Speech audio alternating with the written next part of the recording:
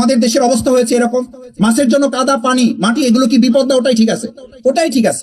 মানুষের জন্য সবচেয়ে বড় স্বাধীনতাটা কি, সবচেয়ে বড় নিরাপত্তাটা কি, সবচেয়ে প্রয়োজনটা কি? আপনার ফ্লাইওভার দরকার আছে, আপনার 4 লেন 8 লেন দরকার আছে, আপনার মেট্রো রেল দরকার আছে, কিন্তু এই সমস্ত কিছুর উপরে যদি আপনার জীবনের নিরাপত্তাটাই নিশ্চিত না থাকে, তাহলে এই সমস্ত কিছু এরকম হবে। মাছকে আপনি পানি থেকে উঠালেন, কাদা থেকে উঠালেন, উঠাইয়া তাকে একটা প্লেটে রাখলেন, এর উপরে স্বর্ণ দিলেন, হীরা দিলেন, জহরত দিলেন, শুধু কাদা নাই, পানি নাই, আর মাটি নাই, কি আছে?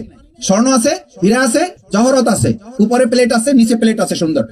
এই মাছকে যদি আপনি জিজ্ঞেস করেন, ভাই মাছ যদি কথা বলতে পারে, কল্পনায় নেন, জিজ্ঞেস করেন, ভাই মাছ আসসালামু আলাইকুম, কেমন জীবন, কেমন চলতেছে? আগে তো কাদা পানিতে ছিল, এখন কিসে আসো? উন্নয়নের মহাসড়কে আসো।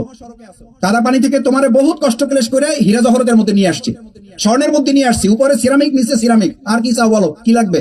তো কি বলবে?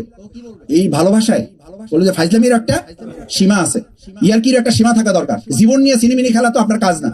আমার আপনি হীরা দিলেন, জহরত দিলেন, স্বর্ণ দিলেন, সিরামিক দিলেন, সব দিলেন, অথচ যেটা স্যার আমার জীবনই চলে না, সেটা থেকেই আমাকে আপনি মাহরুম করলেন।